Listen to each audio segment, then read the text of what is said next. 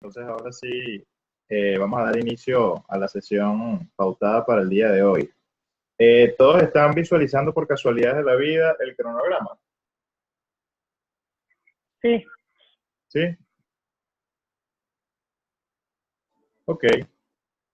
Entonces, bueno, vamos a arrancar por allí y después de eso arrancamos con, digamos, el último ejercicio, los últimos ejercicios que son cortos que nos quedaron pendientes de la semana pasada para arrancar con, digamos, el modelo de la tira general, que es la clase del día de hoy. ¿Ok? Entonces,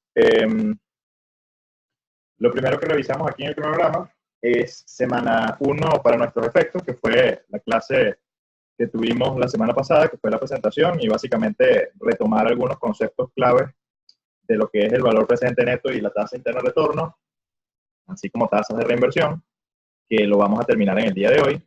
Y digamos nuestra segunda sesión, que básicamente consiste en ya una nueva metodología para ustedes, que va a ser valor presente neto general y, digamos, tasa interna de retorno general y tasa interna de retorno general ajustada. Que sería, digamos, lo que está previsto para esta segunda semana, digamos, del curso. Cuando revisan del lado de las actividades, y esa era una de las aclaratorias, por eso lo coloqué antes en el chat, que le íbamos a discutir hoy, alguien decía, bueno, pero es que para hoy hay, digamos, una entrega de una actividad. No. Donde yo coloco, y así se entiende, y esa es la explicación, donde yo estoy colocando ahí ejercicios unidad 1, 15%, van a ver que esos ejercicios lo van a estar entregando en, digamos, al término de la semana 6. Ahí me peleé porque puse fecha tope para entregar ejercicios unidad 2. Ahí debería decir fecha tope para entrega de ejercicios unidad 1. Ahí está el error, ¿no? Es decir, esos ejercicios me lo van a estar entregando realmente es en la semana 6. Léase 6, en este caso de junio del 2019. Luego, en la semana 3, es decir, esta semana lo que les voy a colocar son las pautas de esos primeros ejercicios que vamos a ir haciendo. Y esos ejercicios van a estar ligados, en este caso, a el desarrollo de contenido a nivel del curso. Entonces, los primeros ejercicios que vamos a estar haciendo son, digamos, algunos de repaso y otros ya de modelo de valor presente neto general y tasa interna de retorno general y tasa interna de retorno general ajustado. Esa actividad, digamos, la planificación es que tenga una ponderación del 15%, y todas las actividades las vamos a estar desarrollando en equipos de trabajo, que de hecho fue otro, digamos, otro capture que le envié más temprano por el grupo, de manera que vayan constituyendo sus equipos de trabajo a partir del día de hoy de un máximo de 3 personas. Semana 3, razón costo-beneficio, ya les anticipé, digamos, también por el grupo, el video pregrabado de la clase, al igual que en el caso de lo que vamos a ver hoy. Ya esa clase está en YouTube, la pueden ver en el momento que quieran. Y de igual manera, razón costo-beneficio, que sería lo que vamos a ver también y lo vamos a discutir, digamos, con más detalle si hay alguna duda en la sesión número 3. En esa sesión número 3 o en esa semana voy a estar generando ya el primer caso que va a tener una ponderación del 20%, que con bastante probabilidad tiene que ver con el tópico de razón beneficio-costo en una aplicación de un proyecto de ingeniería. Entonces esa actividad la van a desarrollar y la van a estar entregando en la semana 6. Fíjense que dicen actividades, fecha tope para entrega de caso 1. ¿Me van siguiendo hasta ahora? Déjame revisar aquí el chat, que entiendo que hay dos preguntitas. No sé si será mi internet, pero escucho entrecortado. Yo también, pero creo que es mi conexión local. Sí, de hecho, la conexión el día de hoy ha estado bastante lenta, así que probablemente sea más un tema de conexión que otra cosa. ¿Se va entendiendo hasta ahora el cronograma? Pregunto.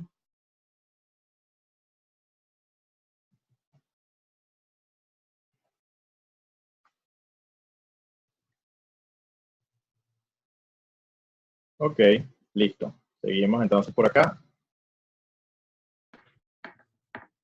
Semana 4 y semana 5, de hecho lo estoy colocando allí, digamos, anticipando, dado que ese es un tema corto. Deberíamos estar trabajando con, digamos, si todavía no terminamos con razón, beneficio, costo, en esa semana 4 deberíamos terminarlo y de una vez deberíamos estar trabajando con análisis de reemplazo.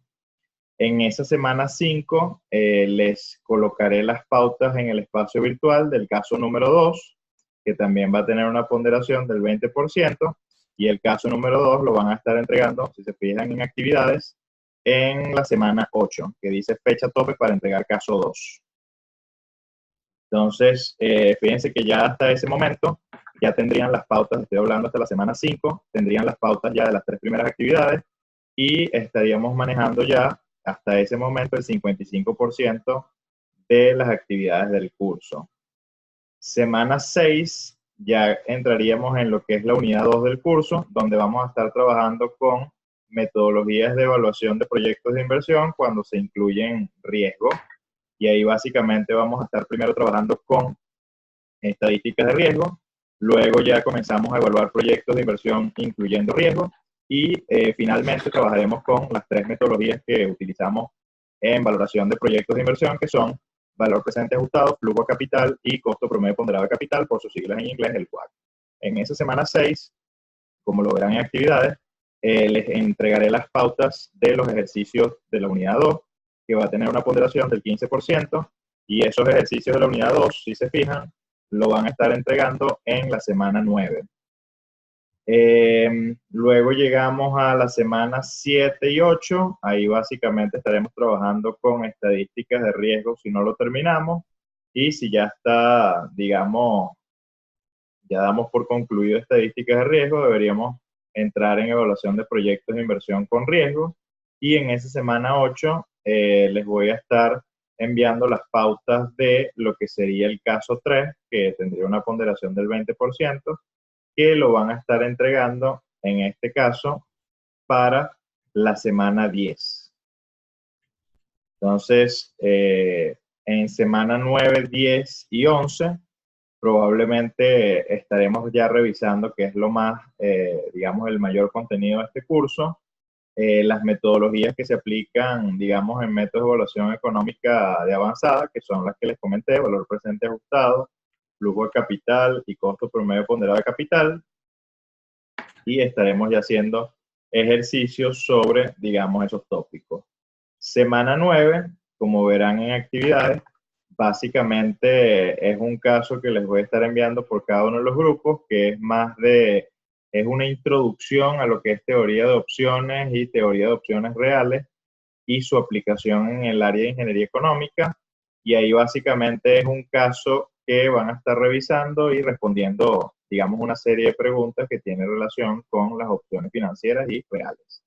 Esa última actividad tiene una ponderación prevista del 10% y me la van a estar entregando en equipos de trabajo una vez más en semana 12, que fíjense que dicen actividades, fecha tope de entrega de caso de opciones financieras y reales. Entonces, la última sesión se la deberíamos estar dedicando a teorías de opciones. Al igual que hice en el día de hoy, la idea es siempre, les voy a estar enviando, digamos, los videos de las próximas sesiones, de manera de adelantar un poco el trabajo, y en las sesiones trabajaremos de acuerdo a ese cronograma que les acabo de, digamos, presentar. ¿Hay alguna duda con respecto al programa o al cronograma? ¿Les parece, no les parece? ¿Lo validamos, no lo validamos? Quiero escucharlos o leerlos acerca de sus impresiones al respecto. Es decir, todas las actividades van a ser colaborativas a lo largo del trimestre y estaremos trabajando casos de negocio que estén asociados en alguno de los tópicos a la ingeniería, ¿no?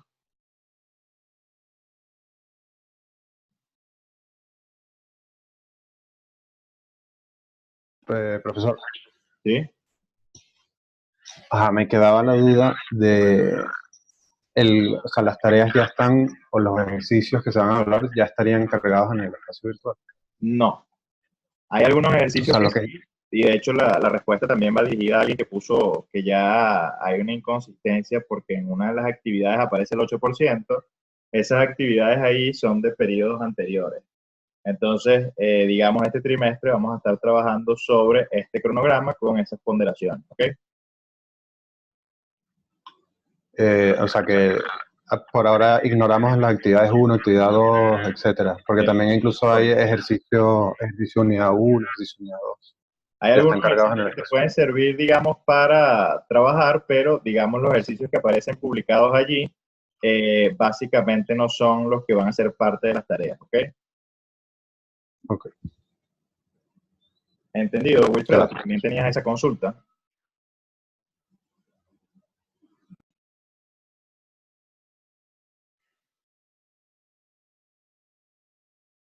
Ok, Sí, entendido. listo. Ok, entonces ahora vamos a comenzar a trabajar con lo que dejamos la clase previa, que básicamente estaba sobre lo que eran, digamos, la evaluación de proyectos tradicionales con las metodologías que ya conocías del curso de finanzas corporativas.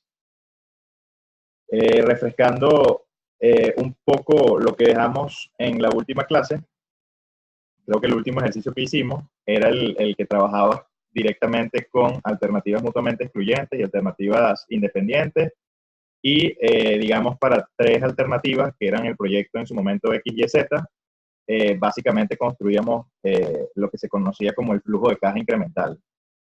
¿Cierto? ¿Me siguen? ¿No me siguen? Que de hecho, déjenme revisar aquí. Ustedes están viendo en este momento una hoja de cálculo. Creo No, se ve aún el cronograma. Ok, ya ahorita deben estar, ya las compartí, ahora sí deben ver la hoja de Excel, ¿no? No, aún. Ahora sí, ahora sí. Ahora sí, ok, listo. Sí. Listo. Entonces, de lo que hablaba anteriormente, básicamente habíamos manejado el proyecto de expansión, que es este que deben estar viendo en este momento, que fue el que hicimos la clase previa. Primero asumimos VPN asumiendo que no tenías apalancamiento y después asumimos el cálculo del VPN asumiendo que había un apalancamiento, ¿correcto? Sí, correcto. Y en el caso, después que terminamos esto, si mi memoria no falla, hicimos el ejercicio que está en la última pestaña de esa hoja de cálculo, que es, digamos, donde tenías tres proyectos, construías o armabas lo que se conoce como el flujo de caja incremental, y básicamente, dependiendo de si el ejercicio te decía que tenías alternativas mutuamente excluyentes o alternativas independientes, de acuerdo a una metodología particular que se pedía allí, básicamente tú ibas, en este caso, estimando valores y tomando decisiones. ¿Es cierto lo que estoy diciendo? Creo que eso fue lo último que hicimos en la clase previa, ¿correcto? Sí, correcto, hasta ahí llegamos. Ok, listo. Entonces, voy a seguir por la pestaña que tiene por título TIR, que la deben estar viendo ya en este momento. Entonces ahí básicamente lo que tenemos es, asumiendo un proyecto de inversión, en este caso el proyecto X, y tienes en este caso una serie de flujos de efectivo, que en este caso serían flujos de efectivo tradicionales, dado que tienes un desembolso en cero y luego entradas de efectivo. Entonces, dado que yo no tengo tasa de descuento, yo lo que pudiese hacer allí básicamente es comenzar a hacer sensibilidad de las tasas y ver cuál es el comportamiento del BPN, que es lo que hago, digamos, un poco más abajo. Fíjense que si ustedes se van a la columna y la cruzan, digamos, a partir del número 10, fíjense que ahí lo que yo estoy haciendo es variar la tasa de descuento de 5 en 5. Y en la columna B, lo que hago es formular, que es lo que están viendo a continuación. Fíjense que ahí tienes la fórmula de valor presente para el proyecto que estás evaluando, que sería X, asumiendo esa tasa de descuento que estaría en el caso particular que estamos viendo en la pantalla ahora, el A11. Cuando tú lo haces así, vas a ver que el BPN para el proyecto X, asumiendo una tasa de descuento de 0, te daría 2.600. Y digamos, si comienzas a incrementar la tasa, que es análogo desde el punto de vista financiero a decir que comienzas a incrementar el riesgo del proyecto, bueno, en la medida que el riesgo del proyecto comienza a aumentar, fíjense lo que va a suceder es que comienza a destruir poco a poco valor en el proyecto, al punto de que entre 15 y 20%, fíjate que ocurre el cambio de signo, pasas de crear valor a destruir valor. ¿Me van siguiendo? Sí. Ok, fíjense que si yo más abajo le pido a Excel que me calcule la tasa interna de retorno, Fíjense que la tasa interna de retorno en ese proyecto me da 19.3, lo cual efectivamente coincide a lo que habíamos hecho en el caso de la sensibilidad. Fíjate que cuando ocurría el cambio de signo, eso ocurría entre 15 y 20. Y cuando le pides a Excel que te calcule la TIR, que es esta fórmula que ves ahora en la pantalla, ahí básicamente lo que le estás pidiendo a Excel es que para ese flujo de caja te diga cuál es el punto de corte con el eje X, donde en el eje X es donde estás variando la tasa de descuento. Y Excel te dice que el momento en el cual el VPN es igual a 0, en este caso es para una tasa interna de retorno, o dicho de otra manera, para una tasa de descuento del 19.30%. ¿Hasta ahí alguna duda? Eso, digamos, es repaso de lo que tenía en el curso de finanzas corporativas. Ahora bien, imagínate que tienes el mismo proyecto X, pero ahora le agregas un nuevo proyecto que es el Y ambos proyectos son ahora mutuamente excluyentes. Es decir, o escoges uno o escoges el otro. Entonces, si hacemos la misma revisión utilizando la tasa interna de retorno, como ya sabemos por metodología, la tasa interna de retorno no decide para proyectos que son mutuamente excluyentes. Entonces, lo que debería ser comparar, digamos, un proyecto con respecto al otro. Y en este caso, la comparación va a venir dada entre el proyecto X contra el proyecto Y. ¿Por qué? Bueno, tal cual como lo dice el comentario que ven allí en la hoja de cálculo, como la inversión del proyecto X es mayor que la inversión del proyecto Y, entonces el comparativo debería ser X contra Y. Y ahí básicamente lo que voy a comparar es si esos 1000 de desembolso adicional que tengo en el proyecto X frente a lo que debería ganar, digamos, ejecutando ese proyecto y no el Y, digamos, sería razonable o rentable para un inversionista. Entonces, nada, y lo que hice inicialmente fue calcular el nuevo flujo de caja de ese nuevo proyecto, entre comillas, que es el X menos Y, o dicho de otra manera, calcular el flujo de caja incremental de X y luego lo que hice fue variar la tasa de descuento como lo tenía antes, dado que parto del supuesto que no conozco ninguna tasa de descuento, para ver en qué medida esos dos proyectos crean o destruyen valor. Entonces, fíjense que primero calculo para cada una de las tasas de descuento aplicándole sensibilidad el VPN de X y el VPN de Y, inclusive calculo luego cuál sería el VPN del proyecto, digamos, incremental XY. Y fíjense que, digamos, las conclusiones de eso que estoy haciendo es que en el caso del proyecto X, fíjense que el punto de corte entre, digamos, el proyecto X y el proyecto Y varía en función de la tasa. En el caso del proyecto X, el VPN, digamos, cuando llega a 0, o dicho de otra manera, cuando ocurre el cambio de signo de los VPN, en el caso del proyecto X ocurre entre 15 y 20%, y en el caso del proyecto Y ocurre entre 20 y 25%. En el caso del flujo de caja incremental, fíjense que ocurre entre 15 y 20%. Si yo ahora calculo de manera independiente las TIR, como verán, digamos abajo, en la celda 40, la A43 y B43, en el caso del proyecto X, la TIR me da 19.3, en el caso del proyecto B, la TIR me está dando 21.9. Y en el caso del flujo de caja incremental, esa TIR de XY me está dando 15.3. VPN de ambos, fíjate que el VPN de X es mayor que el VPN de Y, en este caso, 724.66, 593.70, y el VPN del proyecto X contra Y me da 130.95. Si partimos de la hipótesis que la tasa de descuento es del 12%, que es lo que van a ver más abajo, entonces, y dado que en este caso te piden que tomes, digamos, o que elijas un proyecto, dado que los proyectos son mutuamente excluyentes, bueno, como la TIR de X menos Y, que sería el flujo de caja incremental, me está dando 15.3 y 15.3 es mayor que 12%, eso implica que el VPN de X tiene que ser mayor que el VPN de 0, cosa que efectivamente ya demostramos, dado que 724.66 es mayor que 593.70. Por lo tanto, yo debería seleccionar el proyecto X.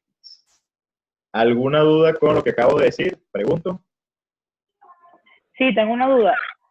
el porcentaje, el 12%, es algo establecido como dato.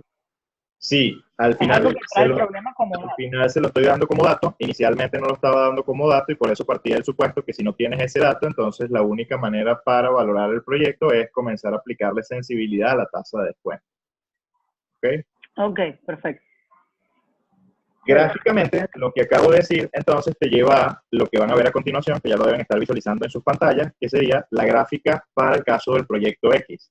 Fíjate que en el caso del proyecto X, si tú graficas, en este caso, el VPN en función de la tasa, bueno, vas a ver que el punto de corte efectivamente es 19.3 y, digamos, entre 0 y 19.3 el proyecto crea valor. Todo lo que ocurre del 19.3 en adelante, fíjate que siempre en el proyecto vas a estar destruyendo valor.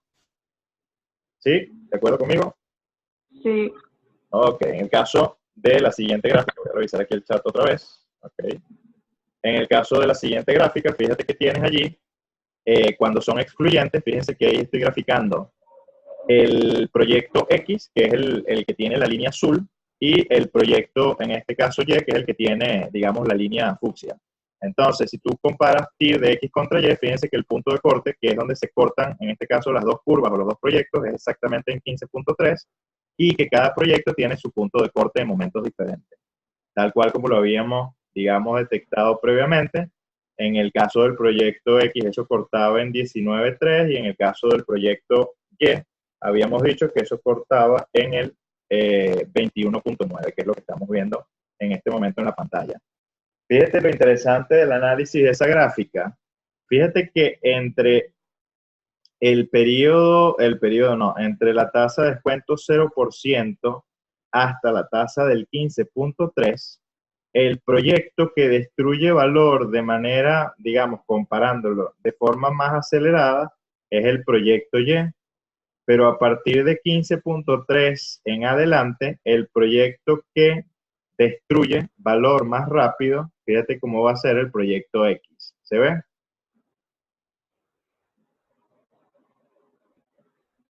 Sí. Entonces, si por ejemplo nosotros tenemos, si nosotros apostamos a tomar la decisión en función de rentabilidad con respecto a una tasa determinada, entonces allí habría que evaluar qué es lo que más me conviene. Si me conviene más mantener o ejecutar el proyecto X o si ejecutar mejor el proyecto Y. Y eso, digamos, te lo va a decir es justamente el tipo de tasa de descuento o el nivel de riesgo que pudieses tener tú frente a una inversión. Básicamente, ese análisis que ves en la gráfica te permite llegar a esa conclusión más que hacerlo en las tablitas como lo hicimos, digamos, en la hoja de cálculo. Para eso es, digamos, importante la gráfica allí. ¿Alguna duda asociada a este ejercicio?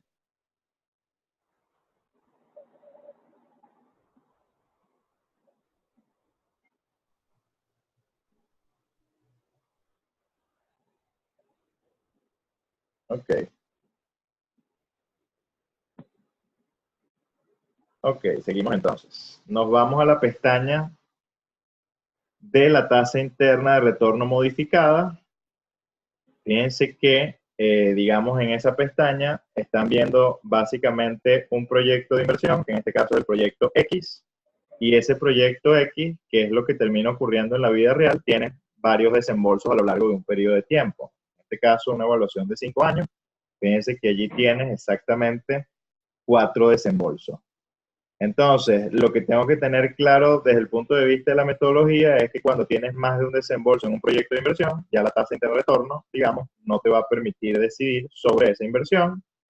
Y, digamos, la única metodología posible para evaluar ese proyecto de inversión, si lo quieres hacer por tasas de reinversión, básicamente tiene que ser la tasa interna de retorno modificada.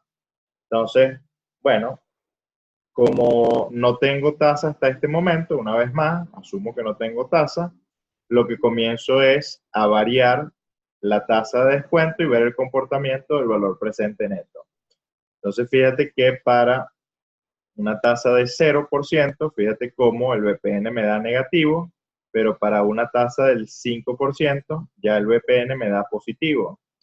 Si sigues variando la tasa, vas a ver que ese VPN se mantiene positivo inclusive asumiendo una tasa del 15%, pero cuando ya estás trabajando con una tasa del 20%, fíjate cómo el valor presente neto ya es negativo.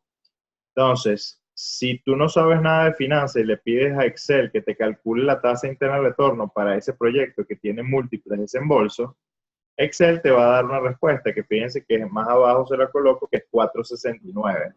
Pero ese 469 que tienes allí no te permite decidir. ¿Por qué? Porque lo que te está dando Excel es uno de los puntos de corte con el eje X.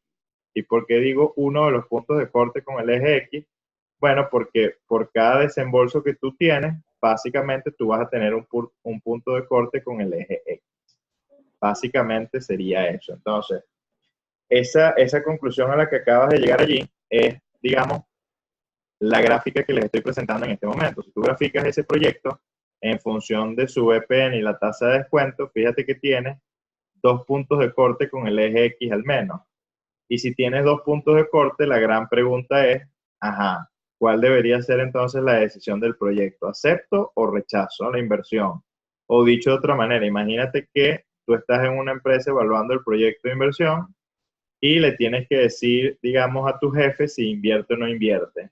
Te pregunto, ¿sería muy sano decirle a tu jefe que siempre y cuando la tasa de descuento esté en 5% hasta 19.3%, él pudiese invertir? Eso le da Sí. garantías a él de inversión. Sí. Fíjate que desde Es cuando es positivo, ¿no? el punto de vista práctico eso no es concluyente, porque la primera pregunta que te va a hacer, ajá, ¿y cuáles son las probabilidades de que la tasa esté entre 5% y 19.3%? ¿Qué le vas a decir tú al respecto? Que no tienes ni la más remota idea de cuáles son las probabilidades de que eso ocurra. Entonces, ahí es donde tienes, digamos, el gran problema desde el punto de vista financiero con la tasa interna de retorno. Y eso te lleva a la gran conclusión, que la tasa interna de retorno no sirve cuando tienes más de un desembolso en un flujo de caja. Y la única metodología que puedes aplicar cada vez que tienes más de un desembolso en una evaluación de un proyecto de inversión es, por lo pronto, lo que ustedes deben haber visto en el curso de finanzas corporativas, que es la tasa interna de retorno modificada. ¿Cuál era la premisa fundamental de la tasa interna de retorno modificada?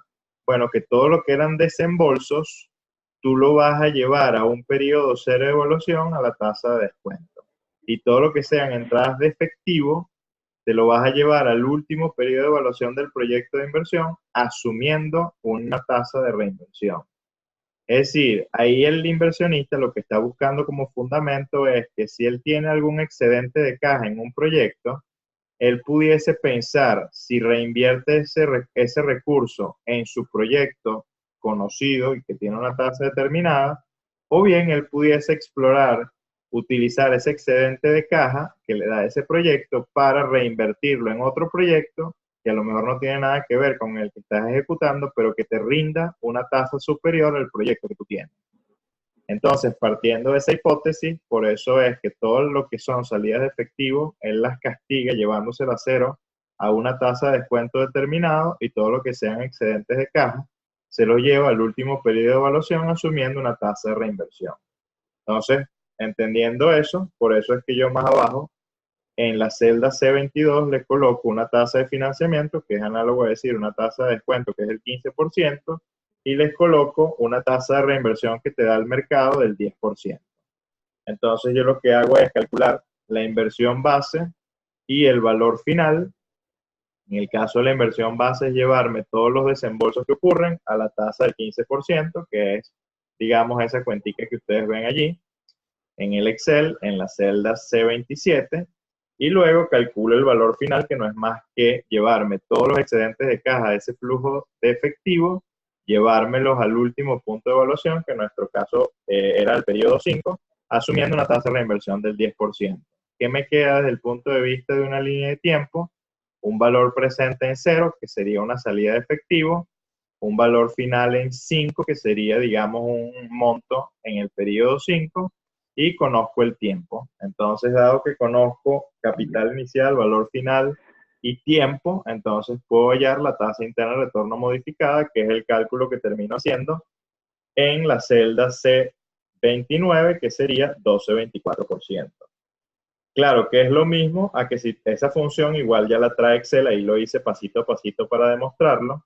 Esa función ya la trae Excel y si lo tienes en inglés, lo vas a buscar como MIRR, M-I-R-R. Si lo tienes en español, no es más que TIR-M, tasa interna de retorno modificado. Y la función en español sería TIR-M. La función en inglés, la repito una vez más, MIRR, M-I-R-R. ¿Se entendió esto?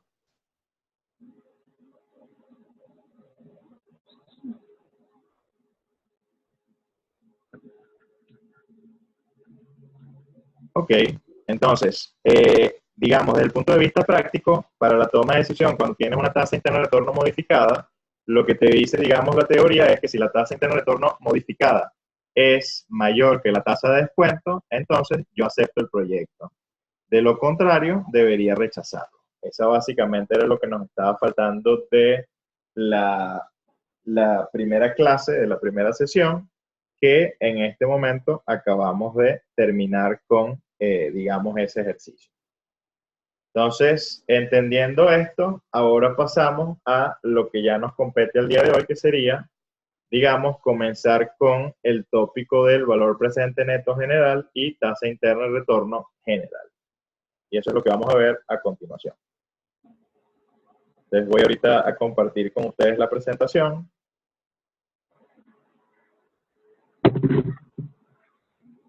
Que sería esa que ustedes están viendo en este momento.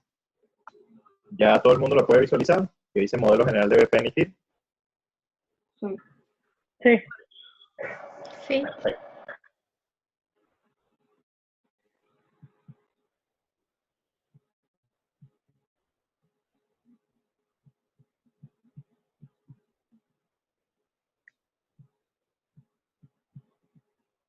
Ya no se ve. Sí, ya la debes estar viendo ahorita otra vez. Estaba actualizando. ¿Ya la ven? Sí. Sí, ya sé. Ok, listo.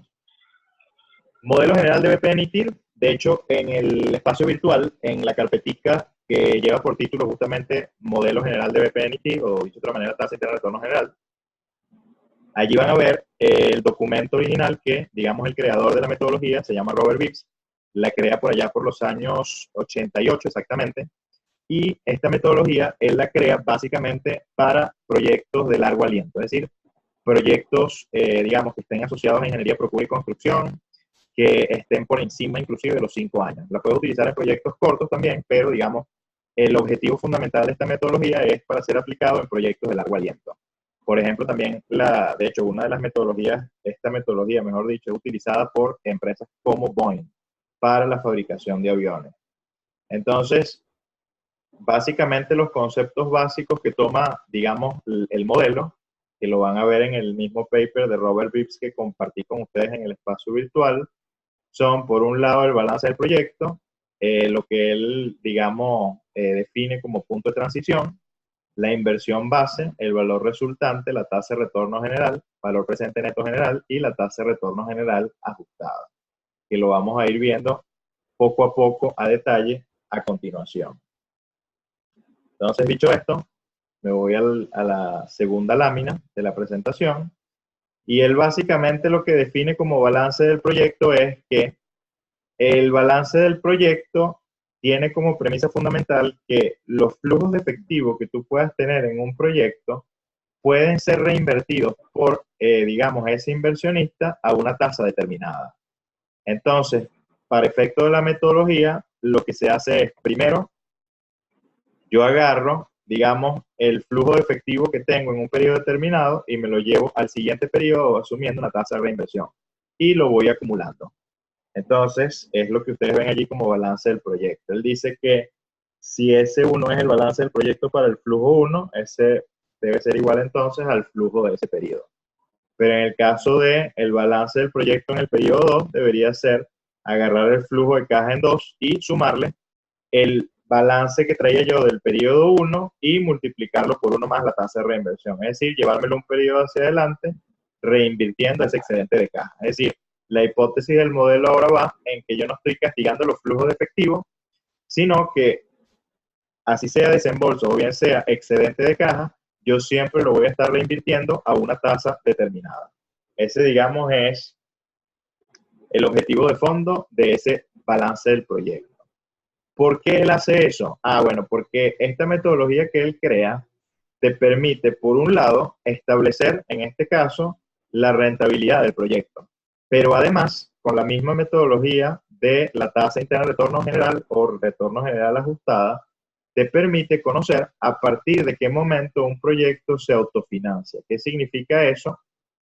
A partir de cuando un proyecto no necesita inyección de capital, o bien que venga por parte de los accionistas, o bien de financiamiento de terceros, le hace banco, o le hace emisión de deuda, o le hace de un fondo. Entonces, esta metodología te combina, por un lado, estimar cuál debería ser el punto de transición, es decir, el momento en el cual, y por eso por lo que otra vez los conceptos básicos, punto de transición, el momento en el cual el proyecto se autofinancia, y eso implica que ya no necesita inyección de capital por parte de los accionistas, y además te permite establecer cuál es la tasa interna de retorno general o general ajustada para el proyecto. ¿Me captan la idea? Es decir, recapitulando un poco todas las metodologías que hemos visto de finanzas corporativas hasta el día de hoy, en el caso de la TIR, fíjate que él no hacía exclusión entre, o distinción, mejor dicho, entre entradas y salidas de efectivo, y a todo el mundo la castigaba a una tasa de descuento. Eso es, digamos, el concepto fundamental que ustedes traían de finanzas corporativas. Luego, en el caso de la tasa interna de retorno modificada, que la acabamos de refrescar hace ratico, ese ya comienza a hacer distinciones.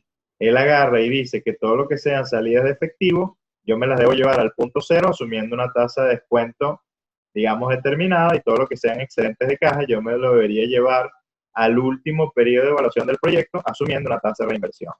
Ahora, la metodología que plantea Robert Beers es, sin hacer distinción si es salida de efectivo o entrada de efectivo, yo simplemente agarro todos esos flujos de efectivos y los voy a reinvertir a una tasa. ¿Para llegar a qué? A establecer el punto de transición, que es el punto en el cual yo tengo un proyecto que se autofinancia, y por otro lado, me permite establecer a mí cuál debería ser la tasa interna de retorno general del proyecto. ¿Ok? ¿Siguen? Sí. Ok. Sí. Revisar aquí el chat un segundito, a ver si hay alguna pregunta. Chévere. Ok. Entonces, la inversión base y el valor resultante, en los conceptos básicos, que es lo que estoy tratando de definir poco a poco ahora, es tal cual a lo que tenías en la tasa interna de retorno modificada. La inversión base es establecer, digamos, cuál debería ser tu valor inicial luego que hiciste el balance del proyecto. Y de igual manera el valor resultante, establecer cuál sería el valor resultante, que sería el valor final de ese proyecto una vez hecho el balance del proyecto. Es decir, tienes capital de arranque y tienes una especie de valor final. Dado que conoces el tiempo, entonces otra vez tienes que calcular la tasa resultante, que en este caso es lo que se conoce para esta metodología particular, tasa interna de retorno general y tasa interna de retorno general ajustada. Partiendo, y una vez más insisto en esto, en la premisa de que, en este caso, todos los flujos de efectivo, sin importar si es excedente de caja o déficit de caja, o dicho de otra manera, desembolso, yo los estoy reinvirtiendo a una tasa determinada. Entonces, una vez que tienes esa inversión base, ese valor resultante y el tiempo, puedes calcular la tasa de retorno general, puedes calcular la tasa de retorno general ajustada, y por ende también vas a poder calcular luego el valor presente neto general que, digamos, surge de la misma cuenta o la misma fórmula que tienes o que tenías para el caso de la tasa interna de retorno, o de otra manera, de la función de BPN. Entonces puedes estimar cuál sería, digamos, la tasa interna de retorno. ¿Okay? Entonces, eso que acabo de explicar me lleva a la lámina 4 para, una vez más, establecer cuáles serían las condiciones de lo que yo pudiese tener como punto de transición. Fíjense que, tal cual como dice la lámina, el punto de transición debe cumplir con dos condiciones fundamentales. La primera, que el flujo de efectivo en el tiempo t debe ser menor que cero, es decir, tiene que ser salida de efectivo, y que el flujo de efectivo siguiente tiene que ser a juro mayor que cero. Eso por un lado. Y en segundo lugar, una vez que se cumple la primera condición, la segunda condición que se debe cumplir es que yo debo seleccionar en valor absoluto el valor presente de los balances que sea máximo. Si esas condiciones se cumplen, en ese punto donde ocurren esas dos condiciones es el punto en el cual ya yo sé que el proyecto se autofinancia. ¿Ok? Esto que probablemente todavía es así como un poco esotérico, todo lo que acabo de decir, y es abstracto, cuando lo llevamos a un ejercicio o a un caso en la hoja de cálculo, lo van a ver que es relativamente sencillo. Ya les voy a compartir con ustedes la hoja de cálculo.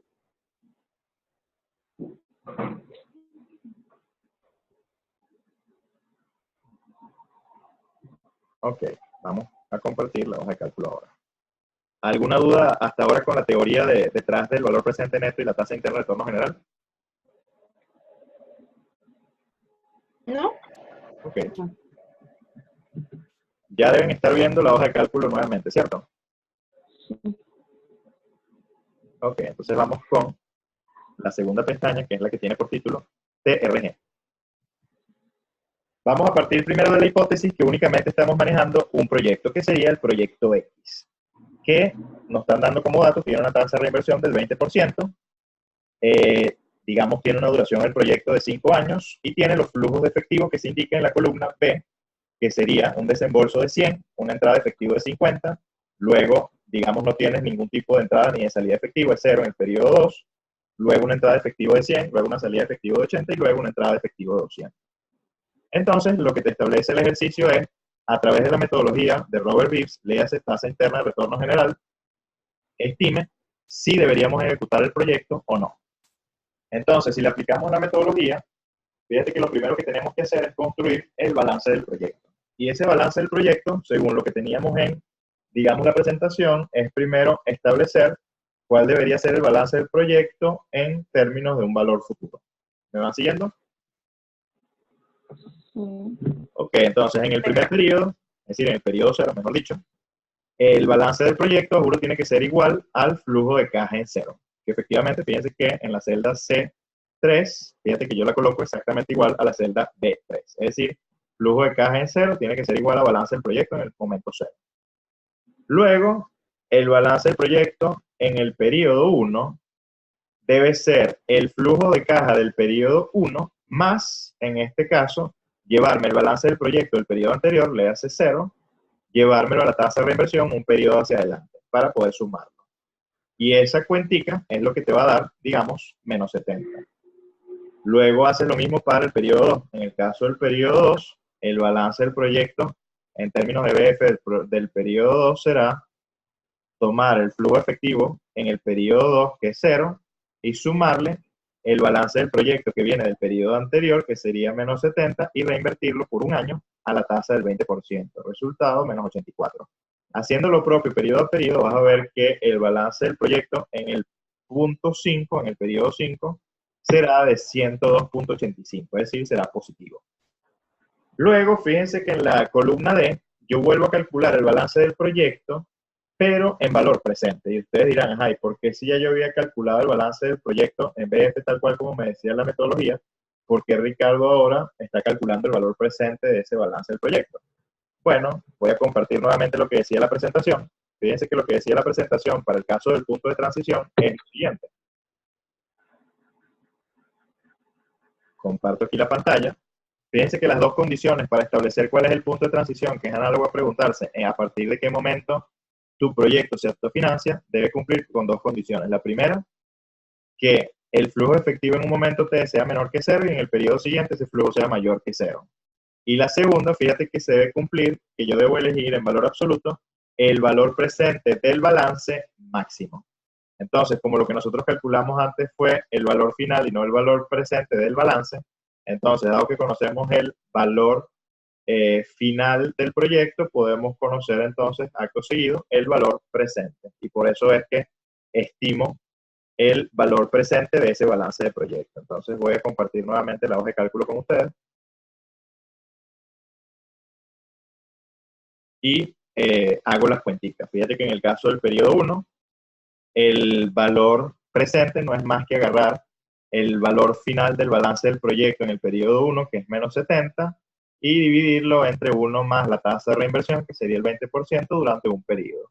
Y voy haciendo lo propio periodo a periodo y van a ver que en el último periodo de evaluación, que sería en la celda D8, bueno, simplemente el balance del proyecto en valor presente será agarrar el balance del proyecto en valor final, que es 102.85, y dividirlo entre 1 más la tasa de reinversión, que es el 20%, durante, en este caso, 5 periodos. Ok, entonces la condición que se debe cumplir, déjame revisar aquí el chat, que se generó aquí. Ajá, tengo que salir, termino de ver la clase por video. Ok, perfecto. Ajá, entonces, una vez que tengo el BP, entonces ahora simplemente busco las condiciones que se debe cumplir para hallar el punto de transición. ¿Qué decía? Que yo debería evaluar en el flujo de caja que me dan, que es el que aparece en la columna B, digamos, los flujos que cumplan con la siguiente condición, que el primer flujo sea negativo y el siguiente flujo sea positivo. Fíjense que en el caso de este ejercicio del proyecto X, fíjate que entre 0 y 1 ocurre un cambio de signo. Pasas de un flujo de caja de menos 100 a un flujo de caja de 50. Conclusión, ese periodo 0 puede ser un punto de transición, un posible punto de transición. ¿Cuál pudiese ser otro punto de transición en el mismo proyecto? Fíjate que entre el periodo 4 y el periodo 5 pasas de un flujo de menos 80 a un flujo de 200. Entonces, en ese flujo de 80 de salida de efectivo, en ese periodo, que sería el 4, puedes tener otro punto de transición. ¿Se entendió eso?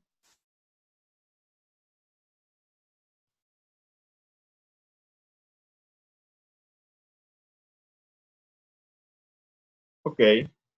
Entonces, ahora lo que voy a determinar es cuál debería ser el punto de transición, si el periodo 0 o el periodo 4. Entonces ahí me voy a la segunda condición. Entonces la segunda condición me dice que yo debería elegir el valor presente del proyecto en términos de valor absoluto máximo. Entonces, en el caso del periodo 0, fíjense que el balance del proyecto de BP me dio menos 100. El valor absoluto de esos menos 100 es 100. Y en el caso del valor presente del balance del proyecto en el periodo 4 me dio 39.04 en valor absoluto. Entre 100 y 39.04, el mayor es el 100. Por eso es que ustedes van a ver allí que la inversión base que yo termino colocando en la celda F3 es exactamente igual a 100.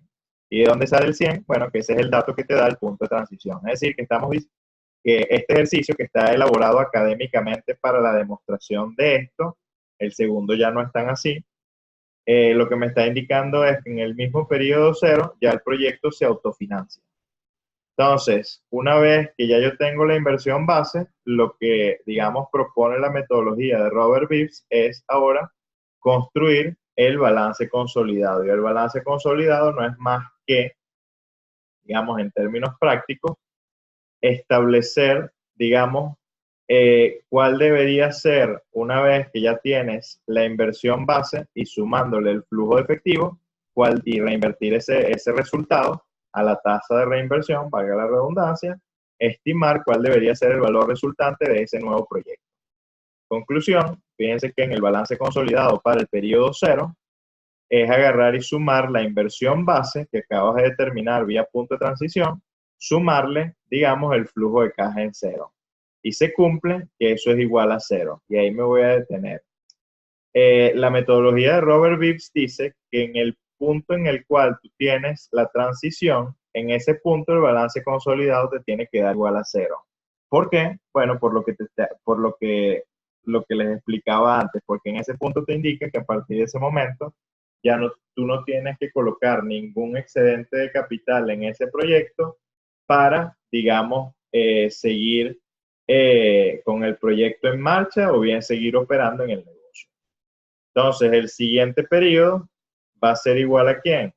Fíjense que va a ser igual a sumar el flujo de caja que tienes para el periodo, en este caso, 1, y agarrar el balance consolidado del periodo anterior, que en nuestro caso nos dio 0, y reinvertirlo a la tasa del 20%.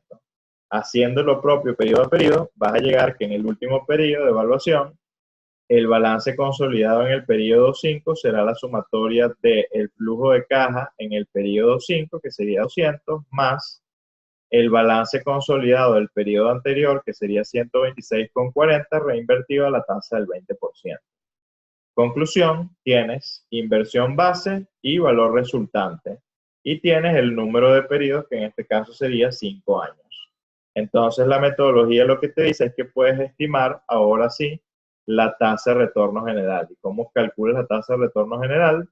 Al despejar de la fórmula de interés compuesto, definiendo la tasa como la tasa de retorno general, bueno, te va a quedar como el valor resultante, que sería 351,68, dividido la inversión base, que es 100.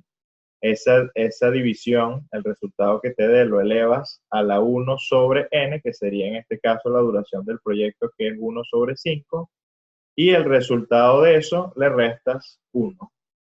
Resultado, 28,60.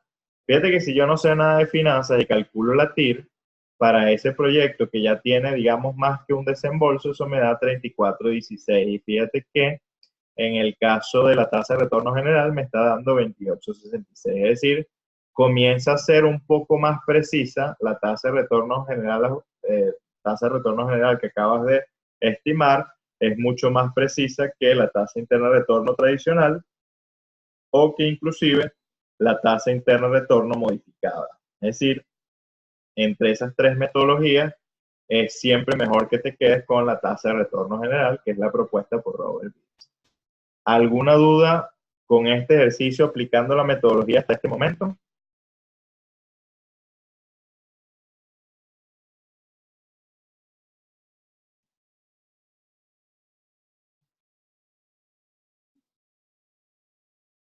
Ajá, ¿la pudieses comparar con la TIR modificada? Que es la pregunta que está haciendo Ricardo.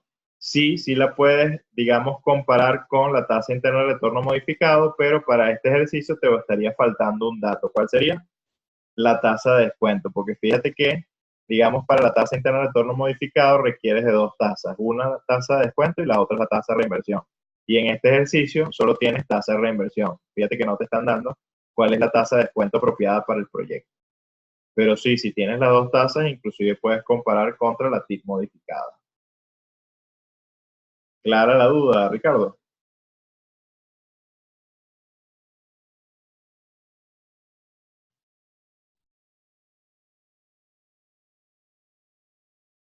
Ok, de nada.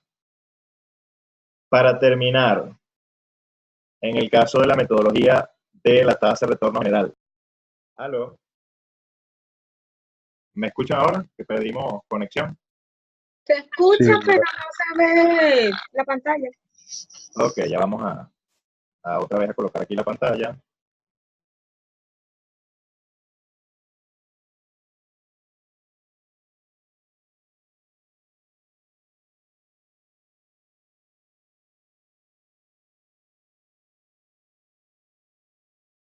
Ok, ya se ve la hoja de cálculo. sí, Sí. Ok. Entonces, repito, imaginemos que el proyecto Y, que lo ven abajo, en esa misma hoja de cálculo, es también independiente. Entonces vuelvo a hacer la misma cuentica y evalúo, digamos, aplicando la metodología de Robert Beers, construyo primero el balance del proyecto y luego construyo el balance consolidado, haciendo y aplicando, digamos, la misma metodología. Entonces, donde me voy a detener en este instante es ver cuáles son los probables puntos de transición en el caso del proyecto Y. Fíjate que entre 0 y 1 tienes un cambio de signo en el flujo de caja. Pasas de un flujo efectivo negativo a un flujo efectivo positivo, y el otro posible punto de transición sería el 2, que pasas de un flujo efectivo negativo a un flujo efectivo positivo en el periodo 3. ¿Se ve eso?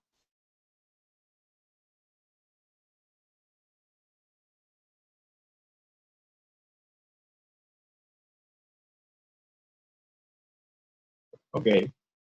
Voy a revisar aquí un segundito el chat. Ok, entonces, si aplicamos balance del proyecto y calculamos el valor presente de ese balance, fíjate que en el caso del periodo 0, el balance del proyecto en valor absoluto me da 150. Y en el caso del periodo 2, el balance del proyecto me da 156,94. Entonces, entre el punto de transición entre el periodo 0 y el periodo, en este caso 2, fíjate que tomarías el punto de transición en el periodo 2, dado que el valor absoluto del balance del proyecto en valor presente es mayor. Entonces, con eso ya tienes la inversión base. Luego construyes el balance consolidado, y fíjate que el balance consolidado, al igual que lo hiciste en el caso anterior, en el punto en el cual declaras la transición, te tiene que dar exactamente igual a cero. Y efectivamente, cuando tú aplicas la metodología, fíjate que si yo coloco el balance consolidado del proyecto para el periodo cero, fíjate que es sumar los menos 150, que es el flujo efectivo en cero, sumarle, en este caso, la inversión base, que sería 156,94. ¿Cómo se lee ese 694? Que eso debe ser un aporte que debe hacerse, digamos, por parte de los accionistas a la continuidad del proyecto. De igual manera, en el balance consolidado del siguiente periodo. El balance consolidado del siguiente periodo, fíjate que vas a tener el flujo efectivo en 100, que le vas a sumar ahora, en este caso, el llevarte el balance consolidado del periodo anterior a una tasa de reinversión, que en este caso es el 20%. El resultado de eso, 108,33. Y eso también tiene una lectura, aunque tiene, digamos, signo positivo, que tienes que hacer un aporte adicional de 108,33 en ese proyecto para, digamos, seguir operando o teniendo la continuidad del negocio.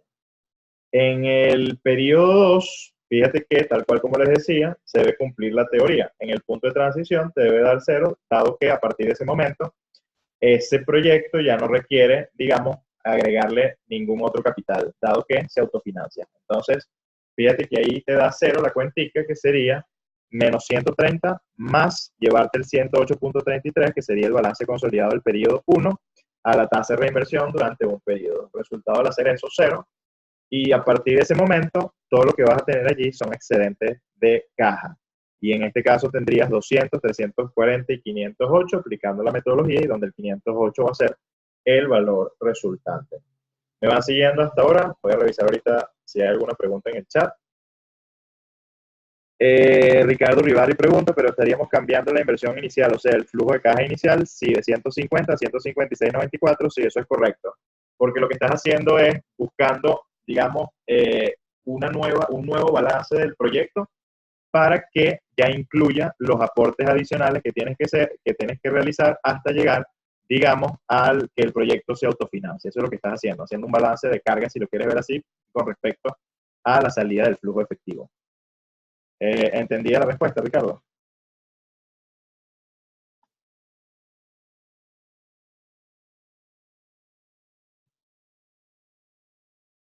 Exactamente, ok, listo. Ok, entonces, haciendo lo mismo que hicimos para el proyecto X, dado que tienes ya inversión base y valor resultante y tiempo, que serían 5 periodos, fíjate que calculé allí la tasa de retorno general. La tasa de retorno general me dio 26,48. Para efecto de la decisión, vamos a partir de la hipótesis que son independientes. Como 26,48 es mayor que la tasa de reinversión, que es el 20%, entonces aceptas la propuesta de inversión de ejecutar el proyecto Y. Para terminar, y con esto terminamos la sesión de hoy. Imagínate que el proyecto X y Y hubiese sido, en este caso, o son alternativas mutuamente excluyentes, y tienes que decidir si ejecutas el proyecto X o bien el proyecto Y. Fíjate que sin prestarle atención a la metodología, digamos, que tiene Robert Vips para alternativas mutuamente excluyentes, y con lo que ya conocemos del curso de finanzas corporativas, yo pudiese tomar la decisión de, digamos, seleccionar el proyecto X o seleccionar el proyecto Y. ¿Cómo? Bueno, si se van a la pestaña que está al ladito, que se llama TRGYX, que es la que deben estar visualizando en este momento, lo que yo hago es lo mismo que hacíamos antes cuando construíamos un flujo de caja incremental, y verifico entre el proyecto X y el proyecto Y cuál es el que tiene la mayor inversión base. Fíjate que es el proyecto Y. Entonces la comparación debería ser Y contra X. Y eso, fíjense que en la columna D es lo que hago. Fíjate que yo construyo primero el flujo de caja incremental del proyecto Y contra X, y eso me dio menos 50, después entrada de efectivo 50, después menos 130, 100, 180 y menos 100. Y sobre ese flujo de caja incremental, fíjate que si yo quiero utilizar las metodologías tradicionales, fíjate que yo le aplico la TIR entre el proyecto Y y X, eso me dio 24,19. Pero a la hora de la comprobación o de la, digamos, la decisión, dado que yo no tengo la tasa de descuento, que es lo que preguntaba antes Ricardo, bueno, yo no pudiese decidir porque el 24,19 yo tendría que compararlo contra la tasa de descuento, cosa que no tengo. Entonces, dado que estoy aplicando la metodología de Robert Vips, ¿Qué hago yo con la información que ya conozco? Bueno, agarro ese flujo de caja incremental que es Y contra X y le aplico, digamos, la metodología propuesta para hallar la tasa de retorno general sobre este flujo de caja incremental. Entonces, aplicando la metodología, lo primero que veo es cuáles pudiesen ser los periodos en el cual pudiese haber un punto de transición. Fíjate que, según las condiciones que se deben cumplir, los únicos dos puntos donde puede haber punto de transición es en el periodo 0 y en el periodo 2. ¿Por qué en 0? Porque fíjate que vas de menos 50 a 50, que sería el flujo de caja siguiente, y el periodo 2 porque tienes una salida efectiva de menos 130 y vas para una entrada efectiva de 100. Se descarta el periodo 5 porque en el periodo 5 ya es el último periodo de evaluación del proyecto, tienes un desembolso, pero digamos luego no vas a tener entrada de efectivo dado que el proyecto lo estás evaluando únicamente hasta el periodo 5. Aplicando el balance del proyecto primero en valor final, luego en valor presente, fíjate que podemos estimar cuál es el punto de transición posible. Y fíjate que el punto de transición que en este caso nos está dando el ejercicio, efectivamente es, en este caso, tal cual como lo habíamos, digamos, determinado digamos, en la parte inicial, fíjate que nos está dando que es el periodo 2. En el punto de transición, fíjate que entre menos 50 y 98,61, el valor presente mayor, en este caso es 98,61. Y cuando construyes el balance consolidado, es donde determinas que el punto de transición, en este caso, va a ser tal cual debe dar 0 en el periodo 3, cosa que ocurre. Finalmente, estimas con el balance consolidado el valor resultante y eso te dio 260.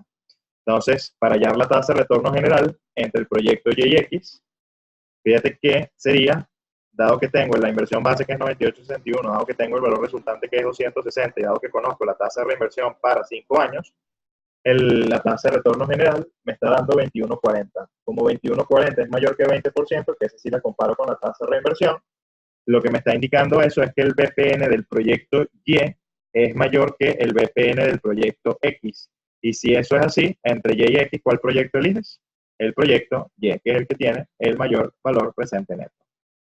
¿Se entendió lo que acabo de decir? Sí, profesor. ¿Se entendió la clase de hoy? Sí. ¿Alguna duda de lo que vimos hoy con respecto al cronograma, con respecto a la metodología de Robert Gibbs o alguna pregunta adicional que tenga que ver con el repaso que hicimos al principio del día de la sesión con respecto a la clase anterior?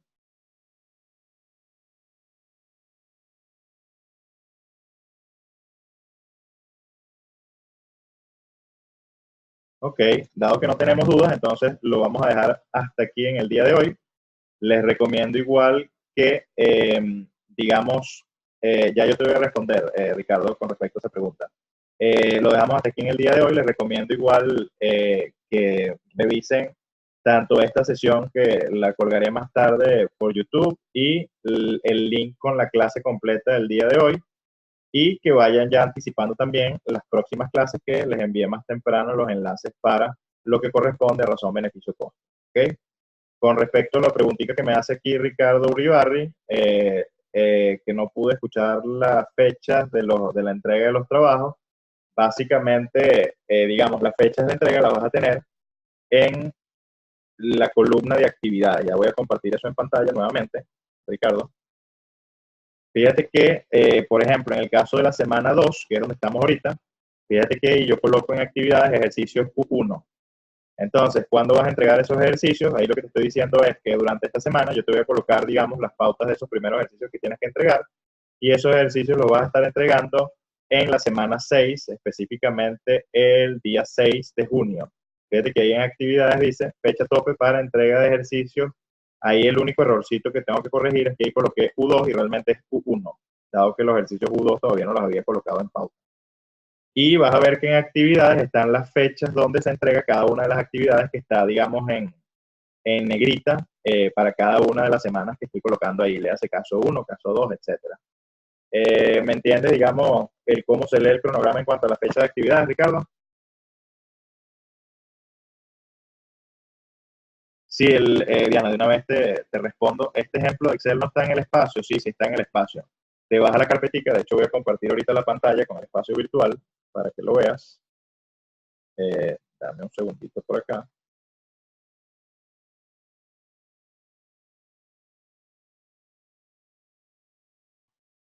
Con respecto a la pregunta que me hace Ricardo, si hay algunos problemas que van a ser, digamos, los que están allí en el espacio virtual, y hay otros que van a ser, digamos, diferentes a los que están en el espacio, que yo se los voy a estar colocando.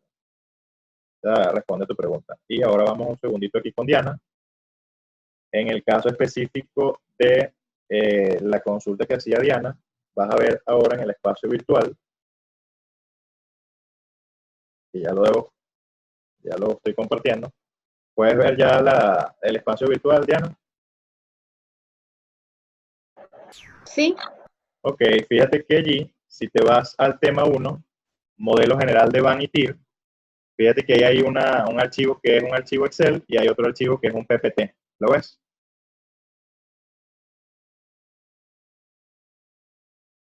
sí, Ese archivo de Excel que estaba trabajando hoy es ese. Clase 1, introducción y repaso VPN TIR. Y me voy a ir atrás, que esa es con la hoja de cálculo que arrancamos hoy. Y si te vas a la que dice tema 2, tasas de retorno general y periodo de recuperación, vas a ver tanto la presentación que manejamos hoy para tasa interna de retorno general como, digamos, el archivo de Excel de tasa de retorno general. Déjame abrirlo ahorita, que abrió donde no quería exactamente. ya lo veo. Aquí donde dice tema 2, vas a ver lo que te estoy diciendo.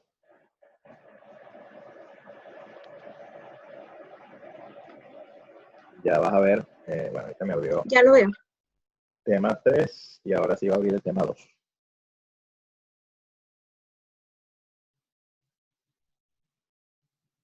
Ok, ahora sí lo vas a ver abajo. No sé si ya lo estás visualizando, que es lo que vimos hoy es TRG, PPT, TRG, XLS. ¿Sí? Y fíjate que ahí hay un PDF en esa misma carpeta que se llama Net Present Value and Rate of Return Implicit and Explicit. Eso es justamente el paper de la metodología que vimos en el día de hoy, que es el de Robert Beats. ¿Ok? Ok, Entonces, bueno, si no hay ninguna pregunta, lo dejamos hasta aquí en el día de hoy. muchas gracias. No, de nada, estamos a la orden. Entonces, hasta este momento, grabo la sesión de hoy y nos vamos. Chau, chau, feliz noche. Chau.